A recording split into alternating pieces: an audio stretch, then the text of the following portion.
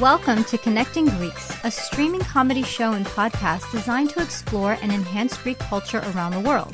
Join hosts Angelo, Adi, and Foti as they bring you fun and interesting guests from all walks of Greek life. Grab a kafedaki and join us. Hello, everyone. Thank you for joining us for another fabulous episode of Connecting Greeks. I am Adi. I am coming to you live from Washington, D.C., the beautiful, sunny Washington, D.C. It was a little bit snowy. We actually got more snow than Boston. And speaking of Boston, we have our co-host, Foti Stamos, up in Boston. Hi, Foti. So, Ari. What's going on? Well, you mentioned the snow in Boston wasn't that great, but unfortunately, I'm a little outside of Boston, and we got hammered with 20 inches of snow. Oh, God. Oh, that's horrible. But you know what? What can you do? That's Boston. Yeah. And speaking of beautiful and sunny, all the way out in L.A., the guy who put the fun in dysfunctional, it's Angelo Tsarouchas. Hi, Angelo. Yes, Angelo. Brothers, what's going on, brothers? How are you, man? Washington, Boston, L.A., all cities that are not going to the Super Bowl. Well, we're Boston. I'm not used to that. Kind of. The legacy. Yeah, for the first time in 20 years or something like that. Yeah. How you guys doing, man? I know there's a lot of snow east because here in LA it got cold. It was 80 yesterday, went down to 74. Oh my God. Is that why you're wearing like your short sleeve rugby shirt? Short sleeve. But you see in the background, I put Montreal, my hometown, in the background because I think people are gonna if they see me putting Hollywood and the palm trees and stuff. So I figured, but we'll keep it Canadian, keep it East Coast today. You got it. I love Montreal, man. It's beautiful. And speaking of beautiful, what do we have going on today? Well, today we have, again, on Connecting Greeks, we continue to provide you with the most interesting Greek people on the planet. Do that other fucking podcast. I don't see nobody else doing that. But today we have a very, very, she's a good friend of mine, very talented. I met her a few years ago here in Los Angeles. She's a model and she's an actress. She's a singer and a filmmaker. This girl wears a lot of hats. And I find her very interesting to talk to, interesting to hang out with. And, you'll see why. I really love her. And let's welcome on, guys, to Connecting Greeks, all the way from Athens, Greece. My friend, and soon to be all of our friends, Anna Rezan. Yasu Anna. There she is. I thought that would be funny, I like that. People cannies, Anna. How are you, honey? So good to see you guys. So grateful and happy to be on your show. Great. I love you, Ange, and I'm your fan. I'm your fan too. You know that. And thank you so much for giving me this opportunity because I can finally wear a t-shirt and not my pajamas, Yeah, no kidding. I'll be honest with you, Anna. I'm wearing my Psycho Bunny shirt, but I have pajamas on the bottom.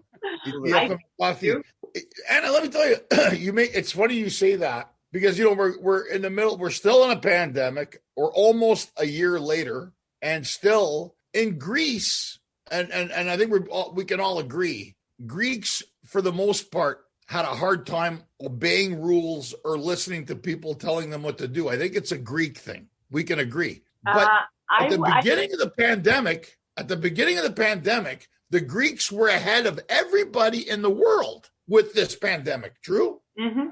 Right? So now, do you think now, I want to ask you that because you're in Greece. We're going to get to you, but I want to ask you this. So right now in Greece, I know things are locked down again. Right? So at the same time, I'm thinking, because in California, it's the same thing. And I'll be on, I don't know about the boys, about you. I'm going nuts. Like the last couple of days, I'm going to bed at 6 a.m. I'm going cuckoo, right? So how is it in Greece now? Because I was supposed to come to Greece last year. A lot of people want to go to Greece. As you know, we want Pamia Diakopes, Pamia Dulias. So right now, tell us, like how's things in Athens? Well, the thing is that, first of all, it's weird. I decided to stay here, spend a lot of time here while this whole thing is going on, because in any way we put our auditions on tape and I had to do post-production on my film, so I didn't have to move around a lot. And the thing is that a lot of Greeks are furious because our lockdown is pretty much a dictatorship. Everybody's pretty upset because it's not the way it should be. It's not really helping anything. For example, a train is filled with passengers, but you and I cannot have a coffee, which we would have a normal distance to each other, and we wouldn't get any kind of virus. At the same time, it's very upsetting because it's worse. I mean, people are saying, I wasn't around, but people are saying that it's much worse than the dictatorship. Because if you really think about it, we have to send a text message just to go buy from the kiosk. Anna, explain so everybody understands. We know this. Am I right? If you go, I'm a pasto magazine. If you go to their grocery store, you have to text them and they text you back. Mm-hmm. And if you go on the street and the cops pull you over, if you don't show them the text on your phone from the store, you get a prostimo, right? You get a fine. And if you really think about it, they try to put it in that way because, as we know, there's so much corruption going on, and they're using and abusing the situation in order to do their own shitty, sketchy bullshit, right? And This is obvious because, for example, why we can't go buy a cigar after 9 p.m., right?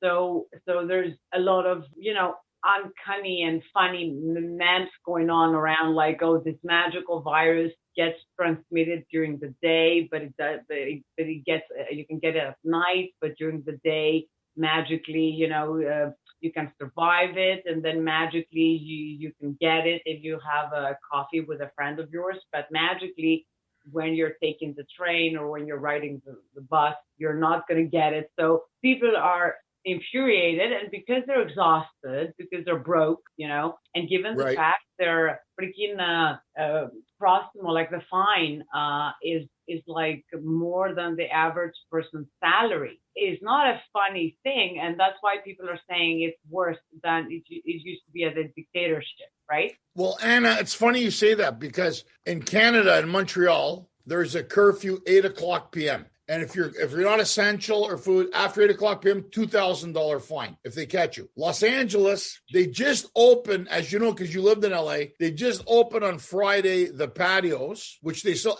and the nail salons and the hair salon. So have you guys ever heard this expression, never let a disaster go wasted, right? So catastrofe in efqueria. So they know, we got to do this. So I'm thinking, wait a second. So we can go to Costco, we can go to Target, we can to go have and Anna, the place over here, the Great Greek, where we've had lunch over here. Remember with Theo and all the guys we go. So these guys, our Greek restaurant, we try to support it, the Great Greek. I'll give a shout out over here on Ventura Boulevard. They have a patio. So I went there and the guy goes, and there's no scientific proof you can't sit on a patio. So anywhere you go in the world now, a lot of people, it's almost like, well, we'll allow you to do these things, but you can't go there. Like you said, so you can do all these other things because you need food, you need essentials. And I think the guys, I don't know about Boston and Washington, I think it's kind of in the same wheelhouse, right, guys? I'm not sure. The restrictions and guidelines are still in place. Right, so the thing is, but I have to give credit because when it first began, I thought the last country in the world, not because of anything, I think as Greeks, even Greeks like us who are in the diaspora, we have that hereditary, that's a Greek thing. I think it's male or female. It's not male or female dominated. It's Greek. Yeah, where I realize we're obstinate. We're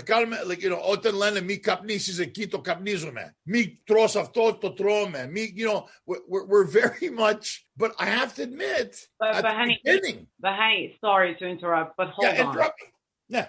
We are Greeks and we have our Greek way, but we have our reasonable way, which means people Yeah. tell me that I cannot smoke alone in a park. I'm like, I'm sorry, like go F yourself. Yeah. But Fuck if yourself. It's something is okay. peaceful and it makes sense, we do follow it, right? So we are the way we are, and I like the way we are. But Yes. at the end of the day, when something makes sense, and at the beginning of the whole thing, when things made sense, when there was not so much contradiction and so much revelations about what really is going on, because they tried to do what they wanted to do to us, but what they managed was to achieve a global awakening. So now people are not taking them seriously because our government globally never took that thing seriously. They never took us seriously. Unfortunately, right now, 70% of the population globally is suffering from deadly shit, like severe depression, like cancer that's caused from anxiety, like all of these fun stuff, and this is not funny at all. You get to have people that they haven't seen their grandchildren for like a year, and they try to do that, and the government is trying to make money out of that. I'm like, go F yourself. And you know what? We are so far behind. All the other countries in Europe, they're having a massive revolution right now, and we Greeks were like scratching our balls on our couches, and it's a bad time to be a Greek. I'm embarrassed for me and for us a little But bit. you made a good point, Anna, and that's why I love you, and that's why I love Greece. Susto in a susto, right? What's right is right. And my friend said to me, well, why would the Greeks be like that? I go, well, first of all, the word democrat or democracy, malaka, comes from Greece. So I said, if anybody has a right, and I like what Anna just said, we are Greeks, but we're also realistic and sensible people. And that's what I like about Greece. If something's wrong, they're going to tell you it's wrong. They don't just go like, I hate to say it, even here, Anna, in the States or Canada, we're passive. Well, the government said that. No, in Greece, if they don't agree with something, they don't agree with it. And I'll give you an example now of what's happening here in Hollywood, because as you know, SAG, Screen Actors Guild, we're members of SAG, and we used to have the health plan with SAG. So now SAG turns around because of the pandemic, because nobody's working. They're supposed to have investments and dues. Now they're telling us, well, the health plan's going to change. We don't have money. And I'm like, wait a second, what'd you guys do with the money, right? And the thing is, nobody's questioning it. So that we have SAG that gives you pension, and like any union, you pay into it and you get back. And now they're saying to us, well, we got to cut. So the minute the money stops coming in, we have a problem. So right away, I'm thinking, okay, where's the accountability of this? So it's the same thing when you look at a country or a city or a nation. We have Mussolini here, Gavin Newsom. I call him Mussolini because it's become a fascist state, o Malakas, o governor of California. And my friend was laughing at me, Anna. And the thing is, you were coming back and forth. I know you were working in LA, Anna. You were working in Greece. I know you go to England. You got all the other places. I'm not going to harp on this thing. We're not going to talk about that thing. But Anna, interestingly enough, you're Greek, but you're also my Greek Jewish friend. And I know you've done a lot of stuff recently. I know I've seen you pop up a lot in a lot of stuff online. Tell us a little bit about the film that you produced, and a little bit about the whole connection, which has been I've seen it. I don't know, guys, have you seen it lately? The Greeks with the Holocaust and the survivors. There's been a lot of talk about it. The last couple of weeks, I got to admit, there's been a lot, and people really don't realize the strong connection Greeks and Jews have, and what there's a big one there. So tell us a bit about it. I know, like, what's been going on. I've seen you a lot lately on Zooms and stuff, like so people who may not understand this, what's going on? Okay, so basically, first of all, what you said is so true. Jews have lived in Greece for more than 2,000 years. Right. It's the oldest community in Europe. Salonika was, Thessaloniki, the good food stuff, right?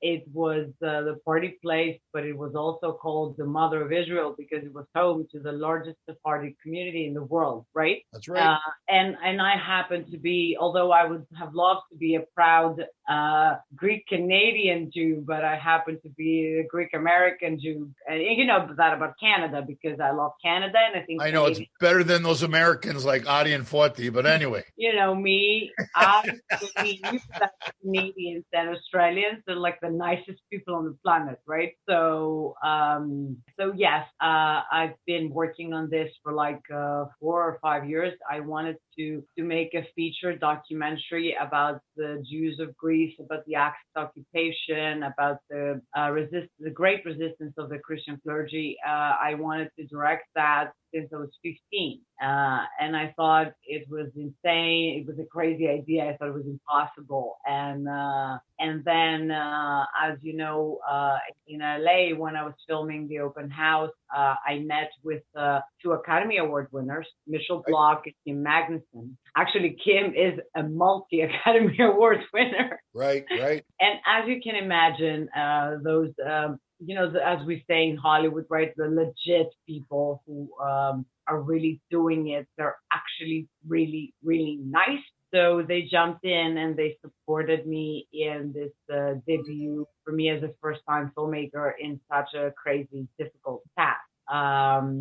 And I gotta say, it took a lot, but now we're running for the Oscars for 2021. So we're up for for the best feature documentary Academy Award. That's great. Bravo. Yeah, guys, send your prayers because we need them right now. Well, Adi's gonna put all those links after Anna, so people can watch this and support. We want to support this. Yeah. Let me cut you off for a second, Anna. I'm going to add to what you're saying right now. What people, guys, a lot of people don't realize, even during the Nazi occupation of Greece, because don't forget, the Greeks didn't surrender to the Nazis. They occupied. The only countries that never surrendered in Europe was England and Greece. And there's another great documentary called The 11th Day about the occupation of the stormtroopers in Crete, where the women and children were killing them, the Nazis, and Hitler went nuts. And like Anna said, adding to what Anna's saying right now, a lot of people didn't realize. I've had to tell people, by the way,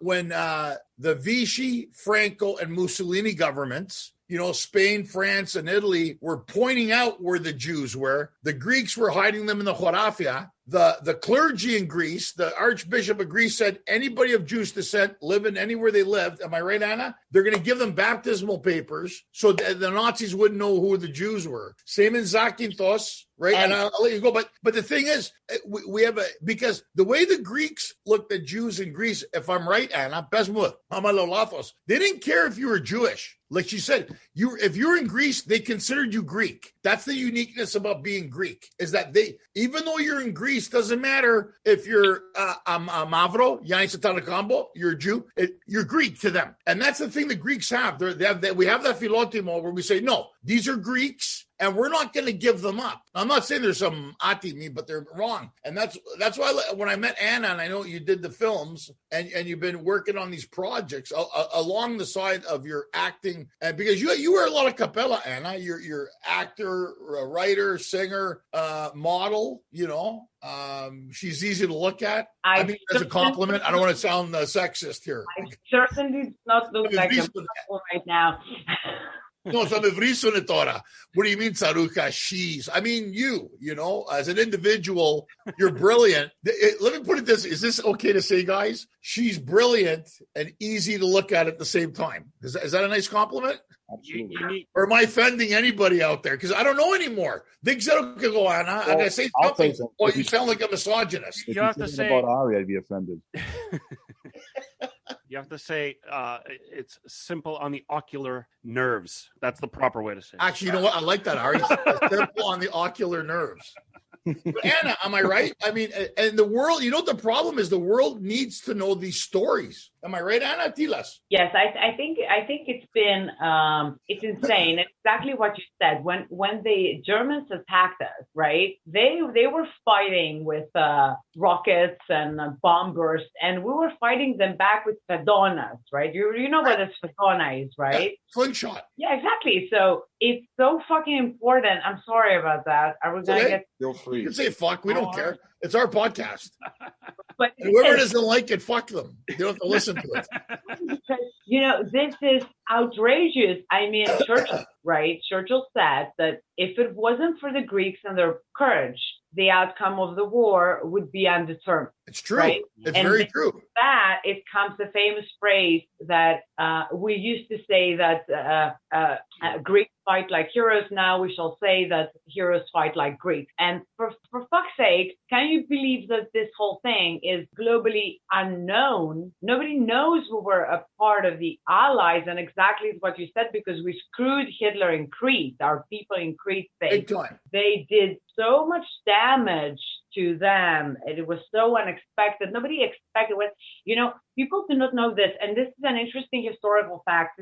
We're going down this way, and guys, interrupt me if I get boring. But what people do not know is that the airborne assault in the island of Crete in Greece, it was the first airborne invasion in military history. That's right. You know what I mean? That's right. It was the first time they attempted that, and they got royally screwed, because what they didn't expect was that the Cretans were down on the ground, expecting them with axes and knives and pitchforks. Right? And once the German soldiers started coming down, they killed them. And Hitler was so infuriated that he basically bombed and leveled the island, because that was such an important delay for him to get towards the southern countries south of Crete and get access to the oil and everything he needed to continue. He wanted to go to North Africa, and he wanted to use Crete as a base.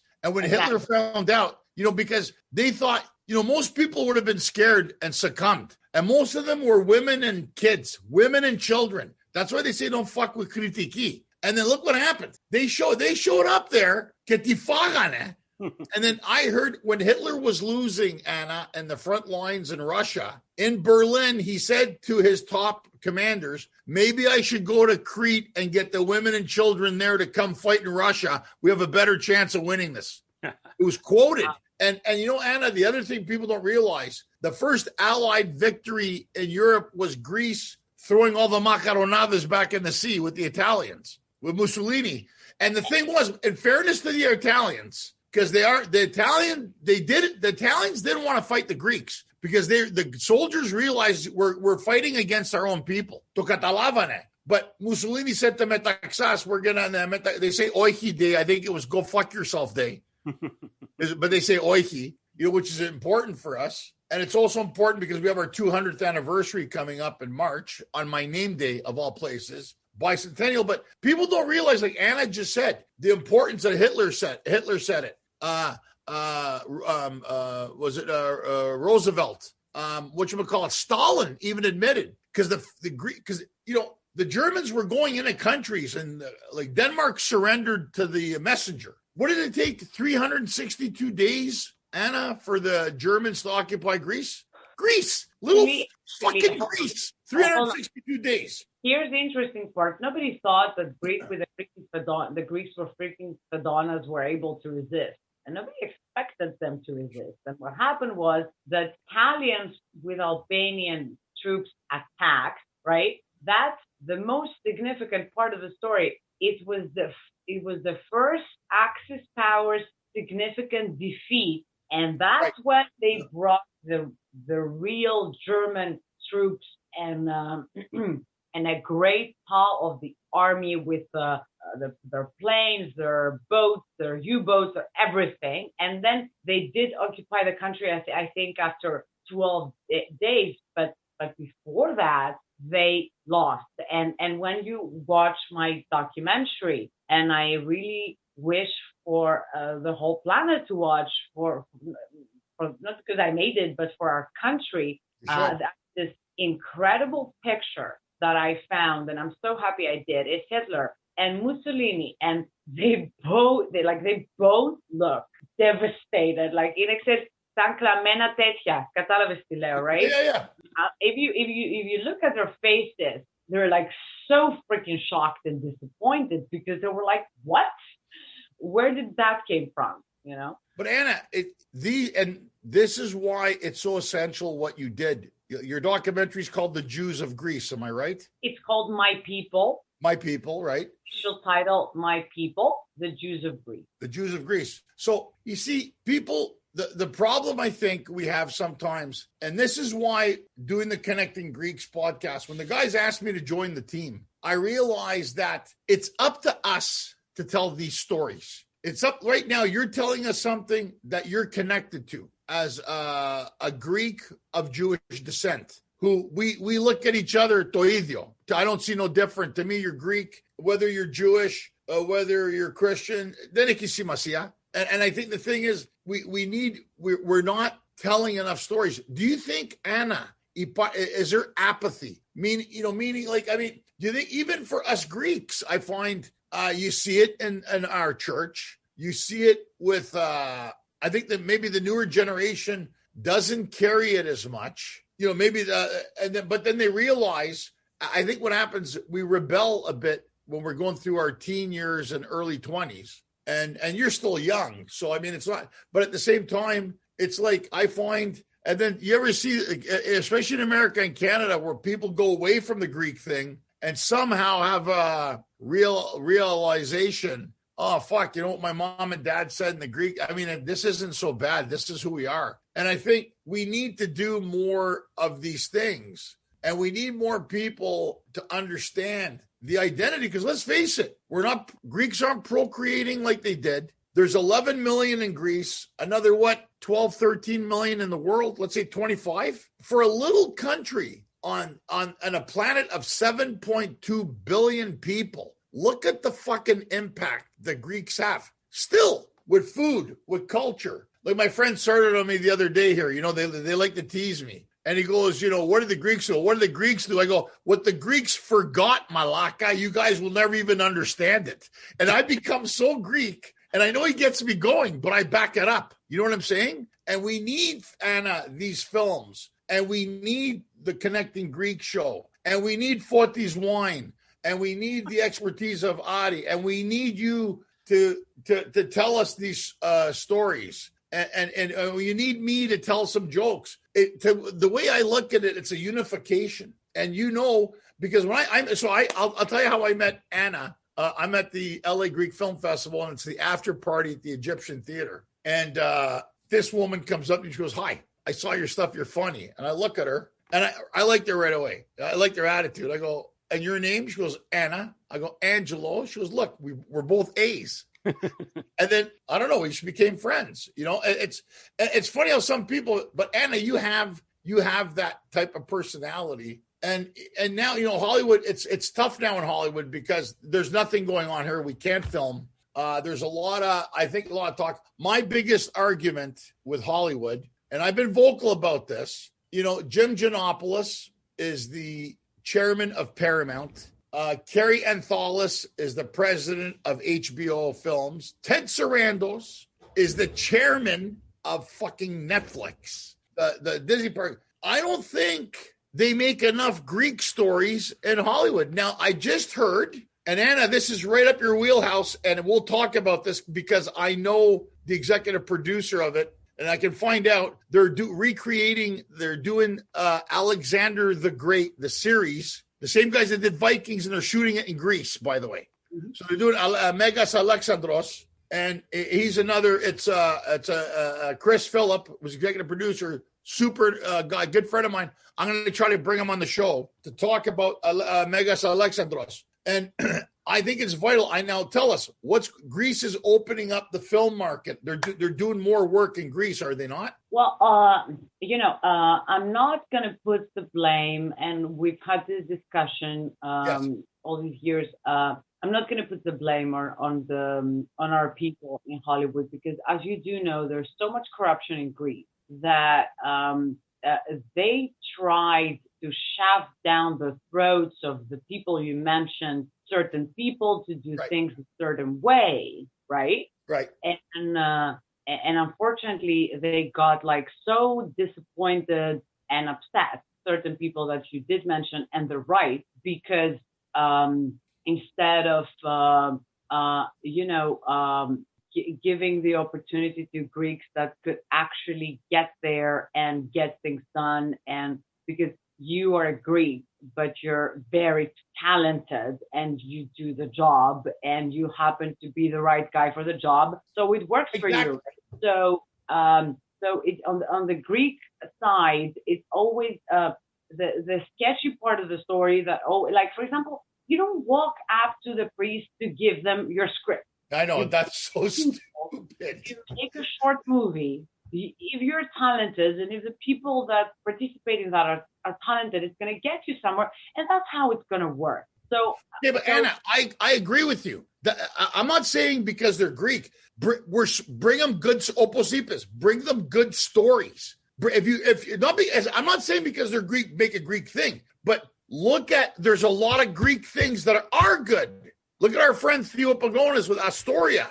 I think it's a great crime family, and because you're going to be a part of it if it ever gets fucking made. And my friend, we're going to bring him on as a guest to talk about this. And it is good. And the thing is, if it's a good story, try to help it. But hold on, you're so right. But here's the problem: the sketchy people that I mentioned earlier. That's exactly where the problem is, and that's why every time I return to Greece and there's an interview or something, I try to explain to them. That's exactly what I say. I'm like, that's the thing. Theo and his great project, right? Or your project or somebody else's project. Theo, yeah. They deal with all this prejudice that is caused by the assholes. You know what I'm saying?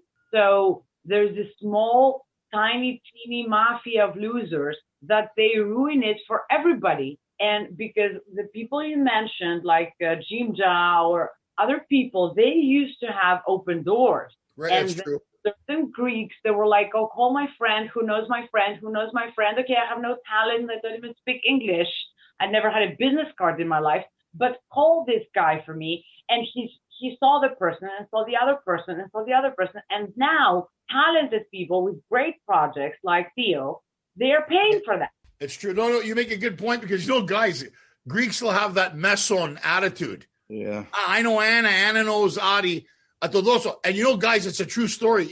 At St. Sophia in LA, you have the church, and on the side, you have roped off VIP areas for the VIP Greeks. Not because they're elitist, because true story, during Epitafio, I heard that somebody was trying to pass a script off to Tom Hanks at Epitafio. And Hanks said, please, it's not the moment. No, Mr. Hanks, this is like Ekumetecha Rostia in church. And I know Father John, because I'm friends, they try to pass scripts off to him. And he goes, look, I can't do nothing. Like, I can't accept, like Anna said, unsolicited scripts. But honey, hold on. Okay, listen. I think the truth is in the middle, if I may say. I think it's totally okay to call a friend, to have a friend. Of course.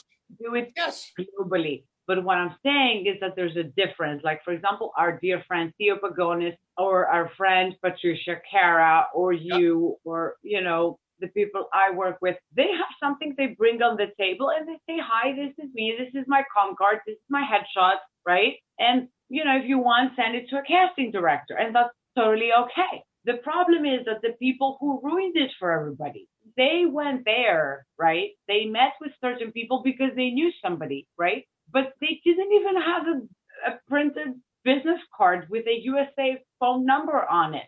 So unfortunately, right, the whole thing got messed up a little bit. And then they go back to Greece. They throw to people's faces this infuriating interviews about, oh, it's so difficult, it's impossible. My ass.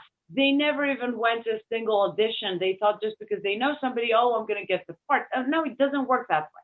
And they ruin it for all the great people. And that's very, very upsetting. And they have created a very weird, sketchy, confused image around it. And by the way, the great news I'm breaking is that the Me Too movement is finally breaking in Greece. Oh, really? Okay. Interesting.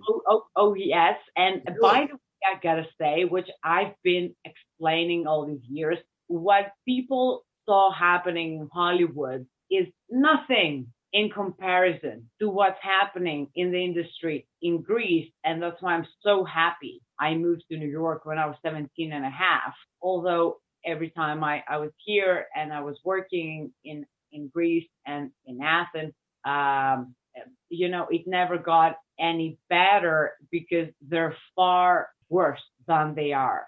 So Anna, Anna, let me stop you for a second. On that, Pui Pastora, the Me Too movement, and as a woman, I think objectifying women in the industry now, well, we see a different tone now in America. We see a more visible minority, Black African presence, Asian, women, female directors, which we all support on the show. We support it 100% because the things are changing. I know some people are like, this is bullshit. I know what's going on. I go, no, this is what happens.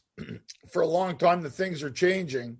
And it's interesting enough that you tell me this, because I think sometimes there's a fine line between right? Because you're an attractive woman who's trying to get in the business. And I know guys make passes at you, or even women for that matter. The thing is, do you find, because I find as Greeks, see, here's let me establish this. I think Greeks, when it comes to sex in Greece, have a different attitude about it than we do here in North America. Because don't forget, our parents left in the 40s, 50s, and 60s, metapalya.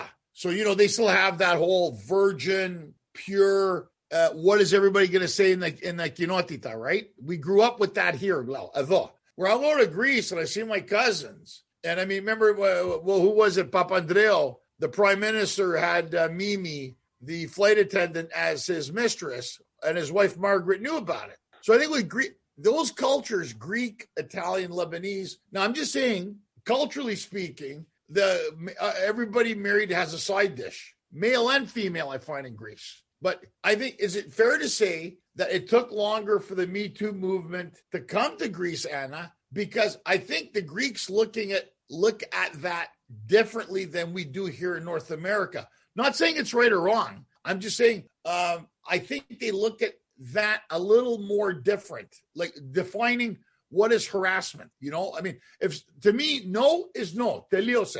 But it's like tilas. But hold on. I appreciate two great qualities in Americans, because it's not about race, it's about cultures, right? There's cultural differences, right? So what I love about Americans is integrity. And patriotism.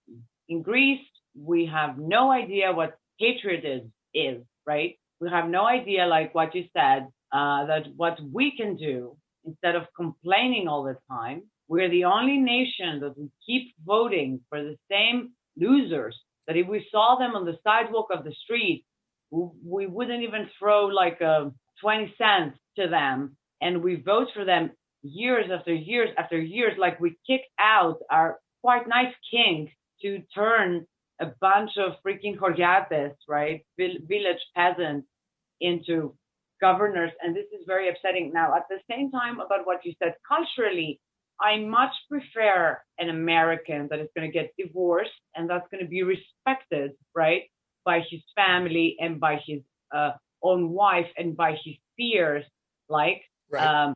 While in Greece, as you do know, that certain type of people that you mentioned, the guy and the mistress, who in many cases happens to be the love of somebody's life and a very nice person, and the wife puts on a show that she's going to stay married to the dude, knowing about the situation to protect the kids, but all she cares for is to be the one that gets his pension after he dies, right? Money. And all those ladies that, and to me, it's an embarrassment as a woman. All these women, and in America, there's a very famous.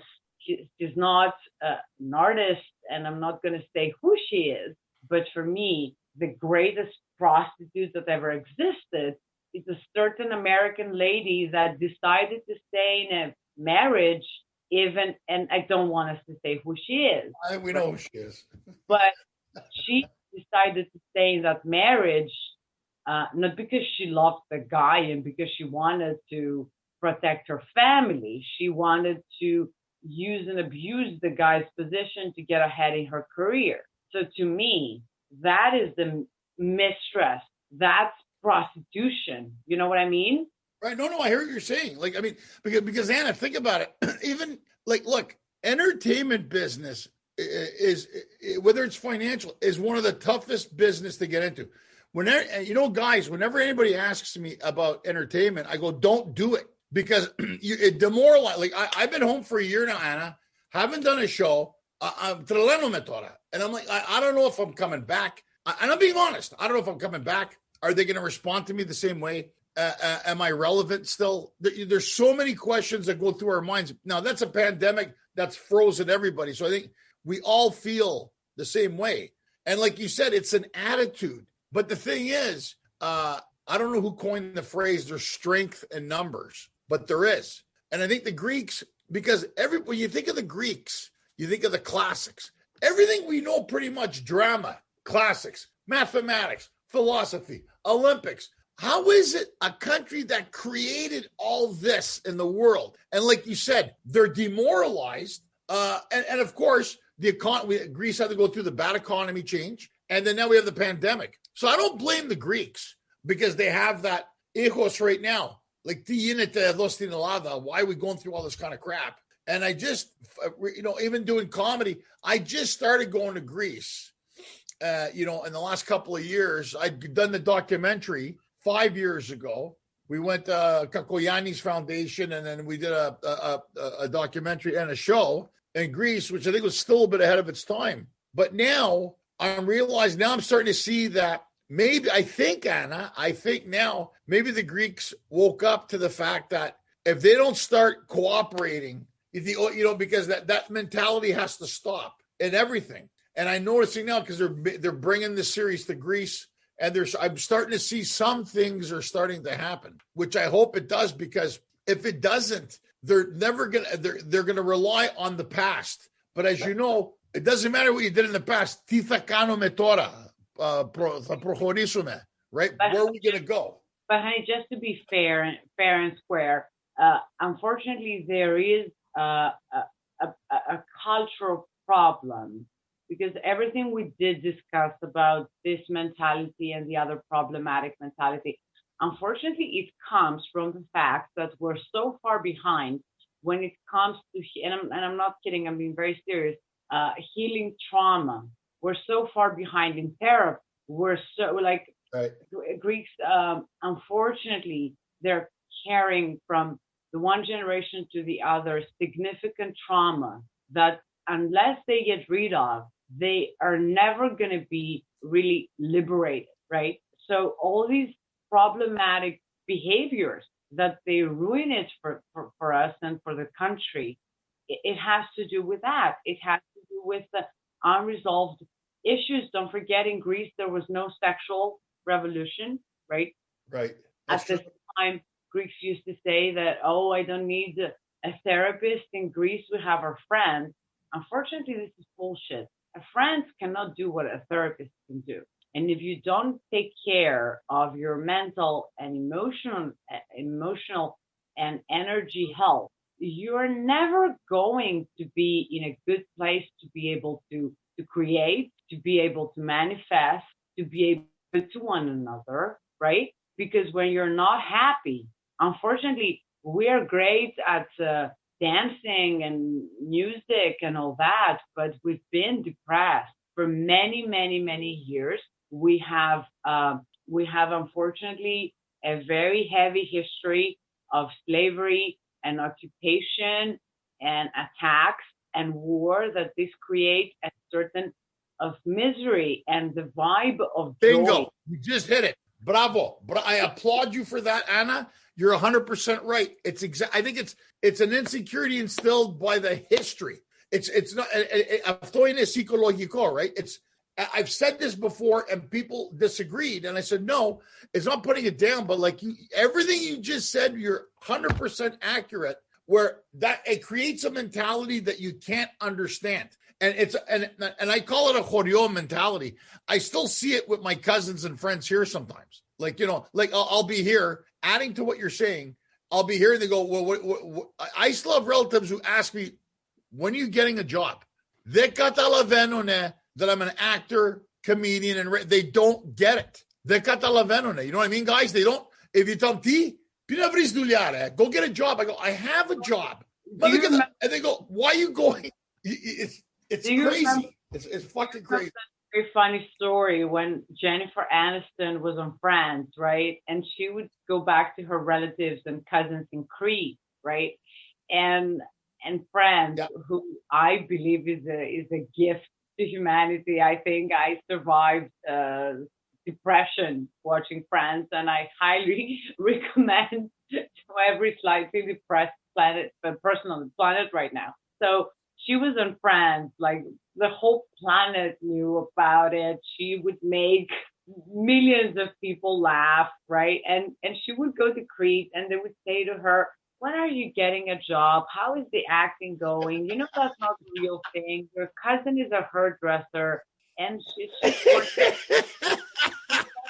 That's probably the way to go for you, and maybe you want to consider it. And I'm like, listen, I respect all that, right? No blame. It's all okay. But it's what you said.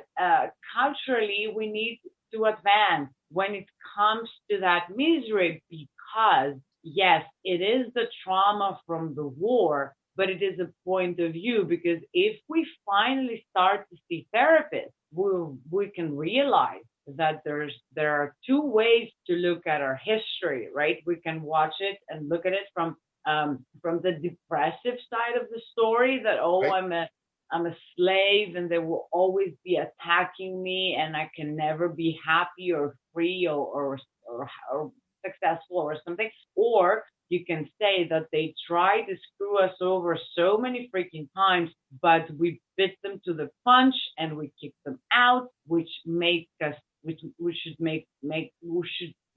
be making us proud, right? And it's a very empowering thing that if we do realize it and start working as a team and as a unity, then we're going to be aware of our greatness and we're going to live happily ever after. Well, you know, Anna, right now I think with this new series about Alexander the Great and that they're going to film it in Greece, I think we're going forward now. I really do. I'm really excited about the series because I know they've tried. I think if they do, it's the same guys who do Vikings. So I think it's going to be awesome. And I think now I agree with everything you're saying. And I think Fortinati will agree. I think we need to go forward now. And the problem is that whatever they always say in entertainment, I don't care what you did. What are you doing next? That's the whole idea of what's going on. And I'm noticing now more branding of our food and wines in Greece now. They're starting to realize that Greece agriculture, wine, TDA, Elias, some of the best in the world. It is. It's a fact. And like you said, besides the dancing and whatever, it's amazing how you dancing and and then the next day, then υπάρχει μία, δεν μπορώ να πληρώσω το νίκιο. Να αφήνει η γυναίκα μου.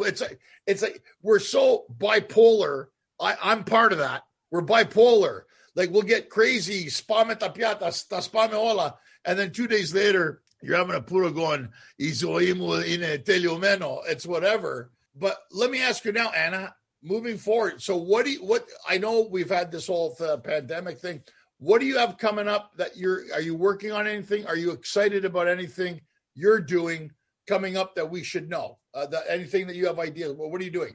Before we change the subject, I would like, if that's okay, to add a little something to what you said as a perfect example of this bipolarity in our country, right? So when I started doing the documentary as a person in my 20s and somebody that has been, of course, I was making my pocket money as a fashion model. I started acting when I was 5 years old, and I presented the proposal of the documentary, right? Okay. So it took me, I think, 17 minutes to convince Kim Magnusson, the multi-Academy Award winner, to jump into the project. And the guy is Danish. He's not Jewish. He's not Greek. He's, right? And he was like, oh my God, I love it. Usually old white guys do something about the Holocaust. Now we're going to see a young woman doing it. It's going to inspire your generation and those to come. Like, right? It took me 17 minutes. And in like 17 months, I still wouldn't get the appropriate support from Greece into the documentary. The documentary at first, before those amazing Greeks revealed themselves as a unit and supported it. And that's why it doesn't look like a joke now on IMDb, right? Because before it would have been like a joke. You know how there's a joke of, oh, there was a Greek, a Chinese man, a German, and an Italian. It was like this. And thank God, because in Greece, we have these peasants and we have some amazing people. And thank God it worked out. But can you imagine, like Mitchell, my other producer, he's a member of the documentary branch since 1980. And it took me 3 meetings with him to get him on board about something so important to Greece. And every time I came back to Greece and I made an application for funding, for support for this and that, all I got was a huge waste of my time, which was heartbreaking because, okay, you don't want to support something, don't support it, but you don't give a shit, you know? But Anna, do you think, I think I agree, because even here it's hard to get things done, but I agree. But I think it's changing now. Necessity brings change. If you're not making money, even the Greeks are waking up in Greece saying, look, either we're going to open the doors, let the Americans come in and make these shows and bring money here in absophisome. Because you could sit there, everybody, and look, I'll say it, everybody angles how it's going to benefit themselves. The reality is, and you're right in the sense that if they keep doing that, nothing's going to get done. So now I think they realize the American companies, like this production companies, come into Greece. They're going to shoot it in Greece where it should be shot. It's a story about Alexander. And I think at the same time, they're going to have to realize in order to get things moving, everybody, catering, acting, locations, whatever, they need to start opening this thing up. And you're right, we can't just rely on food and music, which is beautiful, by the way, and we love it. But at the same time, but anyway, that's another conversation. I mean, we're approaching like an hour, and it's gone by fast. And but before we're going to let you go, Anna, because I think it's been a great talk. You're very intelligent, and I got to tell you, I find it good to talk to someone with that much knowledge, and you're still young, and you got all this knowledge in it. But now, I just want you to tell us right now what handles can people, before we go, because Artie's going to put them on. What handles can people find you at? And then Forty's going to ask you some questions, because we do a Q&A, as you know, at the end. It's the 40 minute, we call it. Is that right? We're going to call it the 40 minute. But if people want to see your stuff, Anna, tell us, where can they find you so people know where to find you on your handles, social media? Well, I'd love people who wanted to find me. You can find me on Instagram. I'm Anna Rezan Happy. You can find me on my Facebook page. You can find me on my official channel on YouTube, where I try to, to make more and more happy songs. So Angelo doesn't make fun of all the Greek songs at his comedy shows, making fun of the depressing lyrics. And I'm, and I'm working on a comedy right now. So Angelo, get ready. I'll be like your uncle or something on it, or your dad. I can play your dad. Remember when we're going to be the ultimate Greek couple? I'm cooking for you, Mazaka, and I'm chasing you to make love all day long. And you're like, oh my God, you're calling your attorney. You're like, can I sue? That's hilarious. Look, if you want me to play your love interest, Anna, I'm in. No problem. Perfect. Anna, I tell the guys, even the time we did the show in Athens, we had one night in Athens. We went to Gazi district, which is really cool. And what's the name of the souvlaki place we went to? I pissed him off because I wouldn't let him have as many souvlaki as he wanted to, and he was like, "You did. Can you stop?" Anna, what was the name of the place we went to with Hadzi Pavlo and everybody? What was the name of that place in Gazi? Oh God, it was so good. They're like pita. Kandavlos. Oh my God, guys, it was so great. It was, and really, I had one night in Athens. I got in that day from Patra. One night, I had to fly to England the next day. And we did the show. We had the Vembo Theater. It was sold out. And then we went, Pigamesto Gazi, and we had souvlakia, puro in the restaurant. Light it up. Who cares? It's not that it was sold out. There was a line around the block. Remember, I was asking you. Yeah. I told you my friends are waiting to see something. And they come and get her. And but again, Anna, as a perfect groupie that I am, I took you into my car and we left together.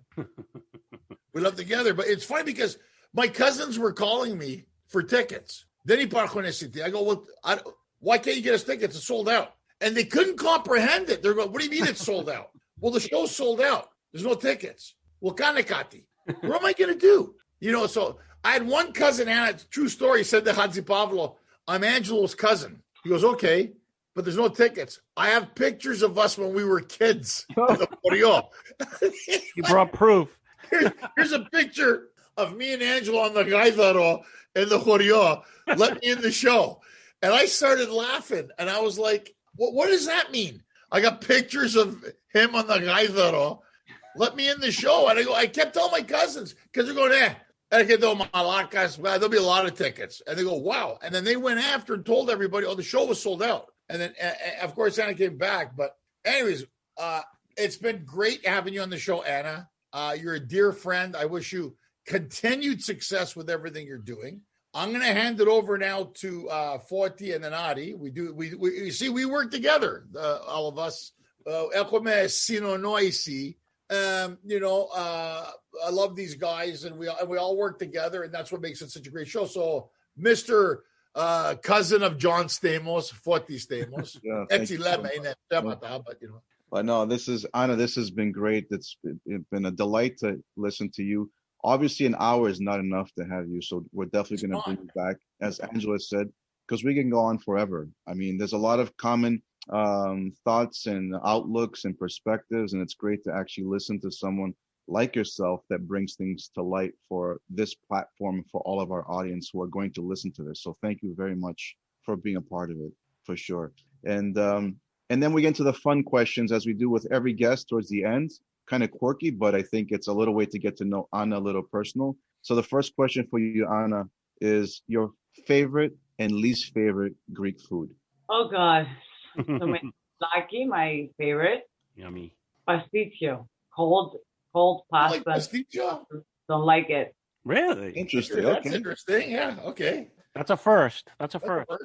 Note that down, Ari, because we've got some interesting responses. Yeah. Excellent. And then next question. Can you tell us a couple maybe of your parents' favorite sayings to you as a child? Okay. I guess a good one and a naughty one. Πώς θα σε παντρέψουμε? That's a good one. Right. Ναι, αλλά πρέπει να βρεις και μια αληθινή δουλειά. Yeah. That's very Greek. Appropriate, right? Classic. And then the last question for Yana, as our Greek culture permits, I think we're very superstitious people at the same token, as smart as we are. Do you live by any superstitions to this day? Well, I used to. Okay. So many of them. But now, I guess. If you could pick one. Yeah, you see, when you've done so much therapy, you're left out.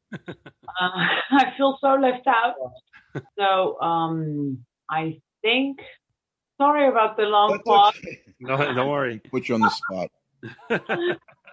You know my mom, Anna. You know my mom would do, Anna.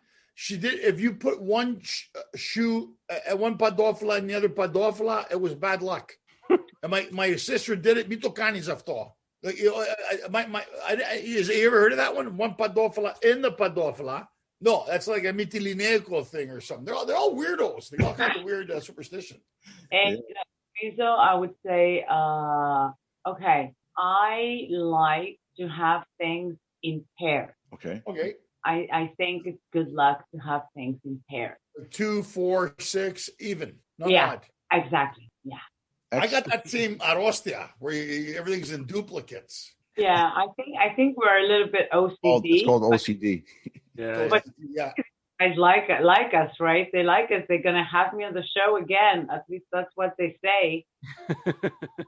Excellent. So true. Well, thank you very much, Anna. Again, it's been a pleasure. What happened to the rest 37 questions? Oh, we had it down to 3. We're down to 3 questions. We don't do more than that now. Wait, do we need one more to make it even? Yeah, make it one more, make it even, Forty. That's fair, because Anna likes in doubles. Favorite spot, maybe. Yeah. My favorite spot in Greece? Yeah. Sorry, I was telling Forty to ask you. I'll ask you directly. Forty froze on us. Why? He wasn't looking at me. He was looking at Anna. He was looking at you. So where's your favorite place in Greece? If you could pick one place. I would definitely say the island of Patmos. Oh, Patmos. Patmos, really? Nice. I mean, there was a reason David Bowie had a place there, right? Oh, yeah. Good point. Yeah. Cool. Love David Bowie. So, guys, thank you so much for having me. It's amazing. Love the 3 of you, and I love the show, and what you've been doing is amazing. well, like Foti said, I personally, because I was making your little promo, so I'm watching your video clips and your pictures. I have a lot of questions about a lot of the work you've done, like your experience, your upbringing. So I think we should have a second and maybe get into some of the. In the future, we're gonna have Anna Rezan Part 2. Yeah, so we could get into a little more of the fun side of you as a person and as an entertainer. So definitely please join us again. But we want to thank you so much for being with us today. I'm gonna connect all your handles and so people could find you.